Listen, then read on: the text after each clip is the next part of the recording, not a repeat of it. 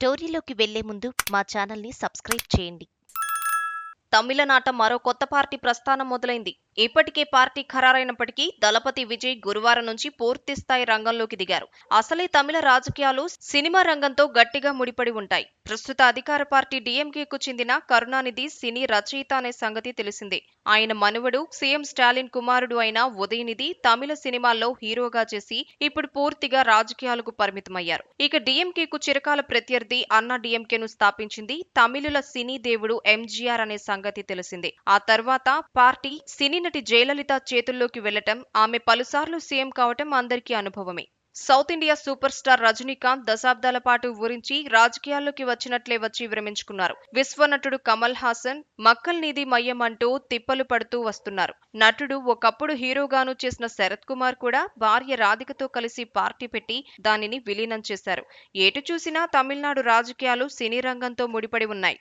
తమిళనాడు నల్ల ఎంజీఆర్ గా పేరుగాంచిన దివంగత విజయకాంత్ 20 ఏళ్ల కిందటనే ఎండీఎంకే పేరిట పార్టీ పెట్టారు. దానిని నిలుపుకుంటూ వచ్చారు. గత ఏడాది ఆయన చనిపోయినా పార్టీ బాధ్యతలను భార్య చూస్తున్నారు. విజయకాంత్ ఊహించినంతగా విజయవంతం కాలేదు. కానీ ఓ దశలో అసెంబ్లీలో రెండో అతిపెద్ద పార్టీగా ఎండీఎంకే నిలిచింది. ఆ తర్వాత ఒడిదుడుకులు ఎదురైనా ఎండీఎంకే మాత్రం అలానే నిలిచింది. అయితే విజయకాంత్ సీఎం పదవికి దగ్గరగా మాత్రం రాలేదు. శూన్యాన్ని భర్తీ చేస్తారా? జయలలిత మరణం తర్వాత తమిళ రాజకీయాల్లో గ్యాప్ వచ్చింది. దానిని భర్తీ చేసేవారే లేరు. జయ పార్టీ అన్నా డీఎంకే, పన్నీర్ సెల్వం, పళనిస్వామి వర్గాల మధ్య చీలిపోయింది. ఇప్పుడు విజయ్ పార్టీ తమిళ రాజకీయాల్లో ఆ లోటును భర్తీ చేస్తుందేమో చూడాలి. ఎందుకంటే తమిళనాడు వరుసగా 2 సార్లు ఒకే పార్టీకి అధికారం దక్కిన సందర్భాలు తక్కువ.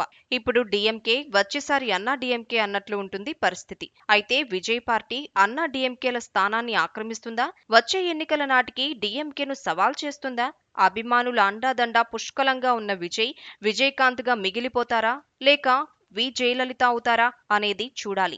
ఆకట్టుకునేలా జెండా. విజయ్ తాజాగా ఆవిష్కరించిన పార్టీ జెండా కాస్త ఆలోచింపజేసేదిలాగానే ఉంది. ఎరుపు, పసుపు రంగుల్లో ఉన్న ఈ జెండాపై మధ్యలో వాగాయి పువ్వుకు అటు ఇటు ఏనుగులు ఉన్నాయి. తమిళ సంప్రదాయంలో వాగాయిని విజయానికి గుర్తుగా అభివర్ణిస్తారు.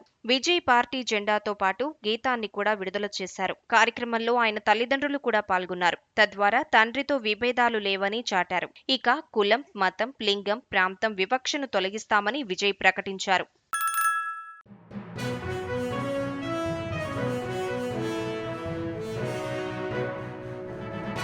మీ ఊరికి సంబంధించిన సమస్యలను, ఇతర వార్తలను 9440486321 నెంబర్కు వాట్సాప్ ద్వారా వీడియోలను పంపగలరు. వాటిని మా తెలుగు టీవీలో ప్రసారం చేయటం జరుగుతుంది. మెరుగైన సమాజం కోసం మీతో మేము అడుగులు వేస్తాం.